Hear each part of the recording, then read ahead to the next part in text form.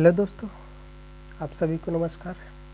आपके अपने YouTube channel PKY classes में दोस्तों आज फिर से हम लोग GKGS का प्रैक्टिस सेट नंबर 10 हम लोग करने वाले हैं। जैसे कि आप लोग देख सकते हैं GKGS practice set top 10 question हम लोग प्रत्येक दिन करते हैं। आज फिर से हम आप लोग के सामने उपस्थित हैं 10 क्वेश्चन लेकर के। ऑब्जेक्टिव क्वेश्चन करते हैं दोस्तों। साथ ही साथ आपको बताते चले कि एक सबसे इम्पॉर्टेंट इसमें बात ये है कि हम लोग यहाँ पे देख सकते हैं आप लोग सभी ऑप्शन की डिस्कशन के साथ हम लोग करते हैं। जितनी सारी ऑप्शन होती है उसको डिस्कशन के साथ करते हैं हम लोग। इससे ये बेनिफिट मिलती है कि एक क्वेश्चन के साथ साथ 2-4 क्वेश्चन और भी साथ में कर लेते हैं। तो आइए आज के सेशन को हम लोग स्टार्ट करते हैं। ये रहा आपके सामने पहला क्वेश्चन दोस्तों। कहता है नेपाली भाषा किस संविधान संशोधन के तहत जोड़ा गया था? तो ऑप्शन ए है जो 42वें संविधान संशोधन 1976, बी है 21वां संविधान संशोधन 1967, सी है 44वां संविधान संशोधन 1978, डी जो है 71वां संविधान संशोधन 1992। तो आपका आंसर ये हो जाएगा दोस्तों 71वां संविधान संशोधन 1992। तो आइए जरा सा इस क्वेश्चन से रिलेटेड कुछ और जानकारियाँ ले लेते हैं। देखिए सबसे पहली बात तो ये है दोस्तों, आपको हम बताते चले कि यदि भाषा की बात की जाए तो भाग 17 में राजभाषा की चर्चा की जाती है। राजभाषा की चर्चा भाग 17 में की जाती है, ठीक ना। यदि आपको बात किया जाए अनुसूची को, जैसे कि आपको पता होगा कि हमारे संविधान में 12 अनुसूची हैं, ठीक ना, जिसमें 8वीं अनुसूची वो है जिसमें भारत की 22 भाषाओं का उल्लेख किया गया है। ध्यान से देखिएगा, बहुत ही मस्त लगेगा दोस्तों। 8वीं अनुसूची में हमारे भारत में कितनी भाषा का उल्लेख है? तो 22 भाषा का उल्लेख है, पहली बात है। और इसके साथ साथ और ज़रा जानकारी लीजिए कि दोस्तों देखिएगा, मूल रूप से 8वीं अनुसूची जो है, जैसे कि अभी पढ़े हम लोग कि 8वीं अनुसूची में 22 भाषा का उल्लेख है, तो मूल रूप में मतलब पहले 8वीं अनुसूची में मात्र कितनी भाषा थी? 14 ही भाषा थी। तो ये भी क्वेश्चन पूछ सकता है कि मूल रूप से हमारी 8वीं अनुसूची में कितनी भाषा को जोड़ा गया था? तो आपका आंसर क्या हो जाएगा? 14 भाषाएं को जोड़ा ही गया था। लेकिन आगे और पढ़ा जाए, हम लोग पढ़े तो 21वां संविधान संशोधन 1967 ईस्वी में सिंधी को जोड़ा गया। कौन सा नंबर होगा? 15वां नंबर का भाषा ये कौन सा है? सिंधी, जो 15वां नंबर का भाषा हुआ। ध्यान से देखिएगा, 21वां संविधान संशोधन 1967 ईस्वी के तहत किसको जोड़ा गया? तो सिंधी को जोड़ा गया। आगे जो लिखा गया है 71वां संविधान संशोधन 1992 ईस्वी में नेपाली, मणिपुरी, कोंकणी को जोड़ा गया, ठीक ना। ध्यान से देखिएगा तो समझ में आएगा। ये हम लोग का प्रश्न था कि नेपाली भाषा को किस संविधान संशोधन के तहत जोड़ा गया था? तो 71वां संविधान संशोधन 1992 ईस्वी में नेपाली, मणिपुरी और कोंकणी, इसमें कितनी भाषा 71वां में? तो देखिएगा ध्यान से तो पकड़ में आएगा, नेपाली, मणिपुरी, कोंकणी, यानी कितना इसमें है? 3 भाषा को जोड़ा गया, ठीक ना।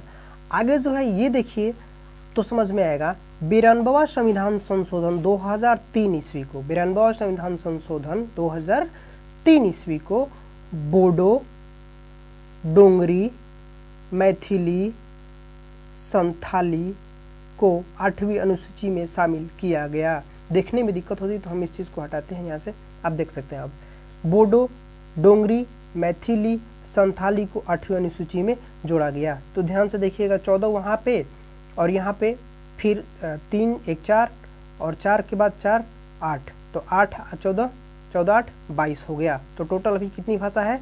22 भाषा का उल्लेख है, ठीक ना। अब दोस्तों जो नीचे जो बोडो, डोंगरी, मैथिली, संथाली जो आप देख रहे हैं, इसका एक हम आपको याद करने का ट्रिक बता देते हैं। जैसे कि मैथमेटिक्स में हम लोग जानते हैं बोर्ड मास, क्या बोर्ड मास जानते हैं ना। यहाँ से आप इस भाषा को याद रखिए, जैसे बोडो, BOD से बोडो याद रख लीजिए, बोडो याद रखिए, एम से मैथिली याद रखिए, ठीक है, मैथिली याद रख लीजिए, ठीक है।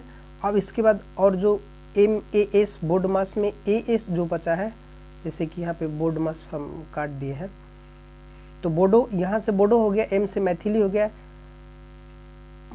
सॉरी बोडो और D से डोंगरी कर लीजिए, D से डोंगरी, M से मैथिली, S से संथाली, ठीक ना, संथाली। समझ में आ गया, बोडो, डोंगरी, मैथिली, संथाली। उम्मीद है आप सभी को समझ में आ गया होगा। तो नेक्स्ट क्वेश्चन की ओर चलते हैं। आइए देखिए, नेक्स्ट क्वेश्चन ये है, विश्व कपास दिवस कब मनाया जाता है? ऑप्शन ए है 7 जून, बी है 7 अक्टूबर, सी है 9 मार्च, डी है 7 सितंबर। तो आंसर सही हो जाएगा जो 7 अक्टूबर। नेक्स्ट देखा जाए दोस्तों, ये है नेक्स्ट क्वेश्चन, केवलादेव घाना नेशनल पार्क किस राज्य में स्थित है? बहुत ही वीवीआई प्रश्न है दोस्तों, ठीक ना, आप इसको याद रखिएगा। तो आइए इसका आंसर करते हैं कि option A Rajasthan, B Gujarat, C Maharashtra और डी असम। तो आपका आंसर जो सही हो जाएगा ऑप्शन ए राजस्थान। कभी कभी दोस्तों इस नेशनल पार्क के बारे में राज्य का नाम न दे करके जिले का नाम दे देता है, तो आप याद रखिएगा इस जिले का नाम यदि पूछे तो भरतपुर हो जाएगा, भरतपुर, ठीक ना। आइए कुछ इसके बारे में और जान लेते हैं। जैसे ये रहा, राजस्थान के भरतपुर जिले में स्थित केवलादेव घाना नेशनल पार्क को पक्षियों का स्वर्ग भी कहा जाता है। क्या? पक्षियों का स्वर्ग भी कहा जाता है, ठीक ना। यहाँ साइबेरिया सारस, सारस छूट गया दोस्तों, यहाँ से आप इसको सारस भी लिख दीजिए। साइबेरिया सारस प्रजनन हेतु प्रवास करते हैं, यानी निवास करते हैं यहाँ पे प्रजनन के लिए। साइबेरिया जो पक्षी होती है, जैसे कि आपको पता होगा कि रूस का एक छोटा सा भाग एशिया में पड़ता है, उसे हम लोग साइबेरिया का भाग कहते हैं, ठीक ना। वहीं से एक साइबेरिया नाम की पक्षी आती है जो प्रजनन के लिए यहाँ पे आती है। नेक्स्ट देखिए, आइए क्वेश्चन को। नेक्स्ट चौथा क्वेश्चन है कि ईश्वर के निवास स्थान किस शहर का भौगोलिक उपनाम है? ऑप्शन रहा ये, A number option Mumbai, B Punjab, C Kashi, D Prayag. आप सभी लोग इससे बिल्कुल परिचित होंगे, तो आंसर कीजिए, option D is the right answer, ठीक ना। नेक्स्ट चलते हैं। नेक्स्ट है ये दोस्तों कि प्रधानमंत्री जनधन योजना कब शुरू की गई थी? बहुत ही वीवीआई है, क्योंकि यहाँ से आप लोगों को पता हो कि कुछ अनुदान के रूप में हम लोग को राशि मिलती है। बहुत पहले तो लगभग 2014 के आसपास हम लोग तो ऑप्शन है आंसर करेंगे। तो इस समय अकाउंट, बैंक में अकाउंट खुल रही थी, तो मोदी जी का ये था कि हमारे प्रधानमंत्री जी का कि इस अकाउंट में कुछ अनुदान के रूप में राशि दी जाएगी, ठीक ना। तो आइए इसी के बारे में आज जानकारी लेते हैं कि कब शुरू की गई थी। ऑप्शन ए जो है 21 अगस्त 2014, 25 अगस्त 2014, 28 अगस्त 2014 और डी जो है 2 अक्टूबर 2014 को। तो पहले तो ये जान लीजिए कि 15 अगस्त 2014 को हमारे माननीय प्रधानमंत्री श्री नरेंद्र दामोदर दास मोदी जी ने लाल किले से ये भाषण दी थी, घोषणा की थी कि हम लोग कुछ भारतीय नागरिक को अनुदान के रूप में राशि देंगे। तो वही चीज़ आगे चल के 28 अगस्त को 2014 के दिन, 28 अगस्त 2014 के दिन प्रधानमंत्री जनधन योजना स्टार्ट हो गई, जो कि सब लोग अपने अकाउंट, बैंक में अकाउंट खुलवाने जा रहे थे और खुलवाए भी। और उसी में हम लोग जो कोरोना महामारी चल रही थी, उसमें बहुत ऐसे हमारे भारतीय नागरिक हैं जो लाभार्थी हुए, यानी कुछ रुपये उनके अकाउंट में आए थे। आइए इसके बारे में और कुछ हो सकता है होगा, आइए देख लीजिए क्या चीज़ है, देखिएगा तो समझ में आएगा। प्रधानमंत्री जनधन योजना, इसको PMJDY भी बोलते हैं, वित्तीय समावेशन के लिए एक राष्ट्रीय मिशन है जिसका उद्देश्य बैंकिंग, बचत, जमा खाता, प्रेषण, ऋण, बीमा, पेंशन इत्यादि वित्तीय सेवाओं को प्रभावी ढंग से सभी तक पहुंचाना है, ठीक ना। नेक्स्ट देखिए दोस्तों, 6वां नंबर प्रश्न है कि भारत के संविधान में प्रस्तावना की भाषा कहाँ से लिया गया है।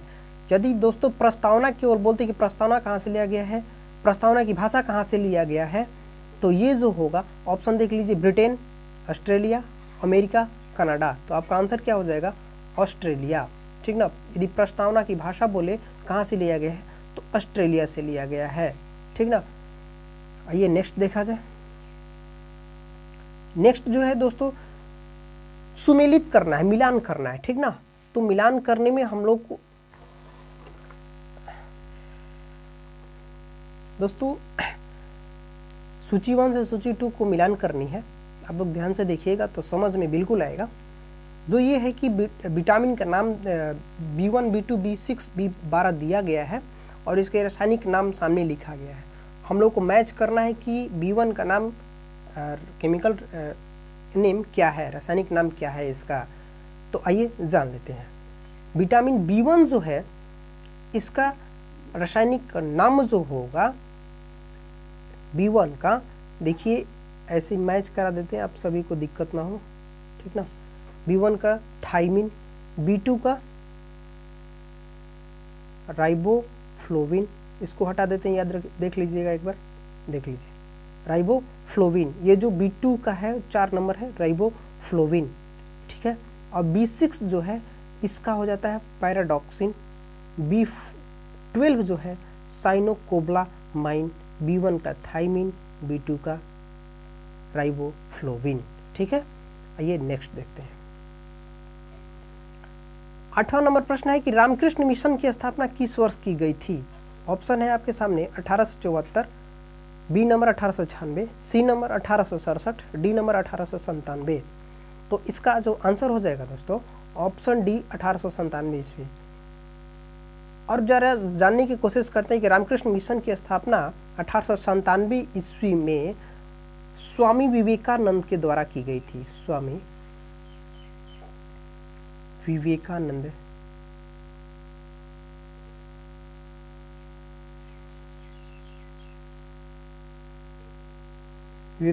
जी के द्वारा की गई थी। और कहाँ पे, तो याद रखिए हम बोल देते हैं बेलूर।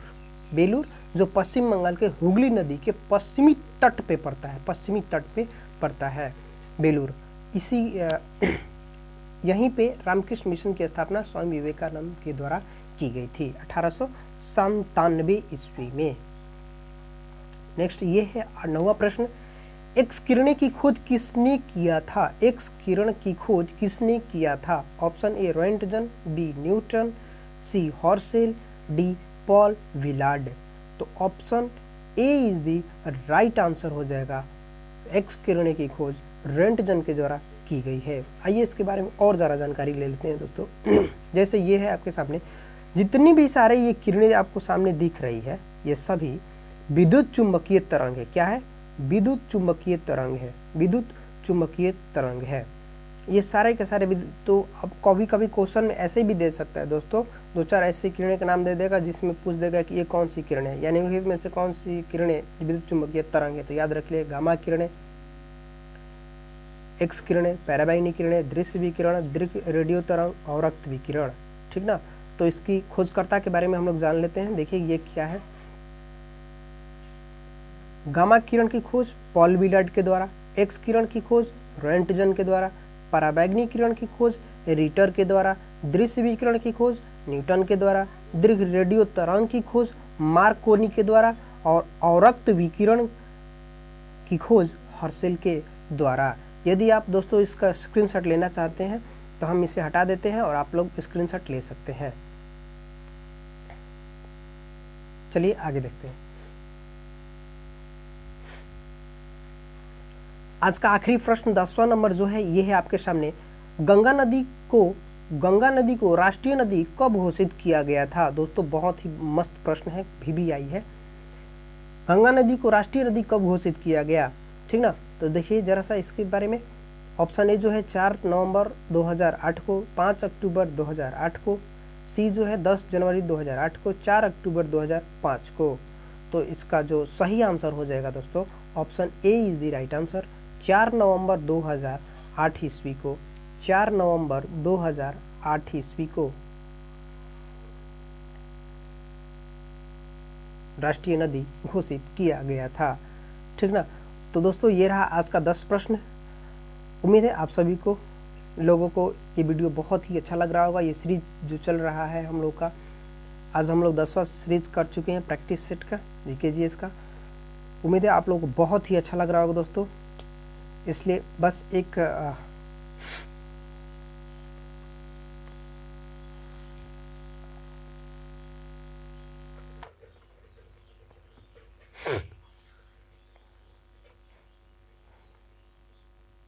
तो दोस्तों उम्मीद करते हैं आप सभी को अच्छा लगा होगा। आप सभी लोग यदि हमारे चैनल पे नए हैं तो चैनल को सब्सक्राइब ज़रूर कीजिएगा दोस्तों। हम प्रतिदिन इस पे 10 क्वेश्चन का प्रैक्टिस सेट लेकर के आते हैं, वो भी डिस्कशन के साथ। तो चलिए दोस्तों आज के लिए थैंक यू, मिलते हैं नेक्स्ट वीडियो में। धन्यवाद।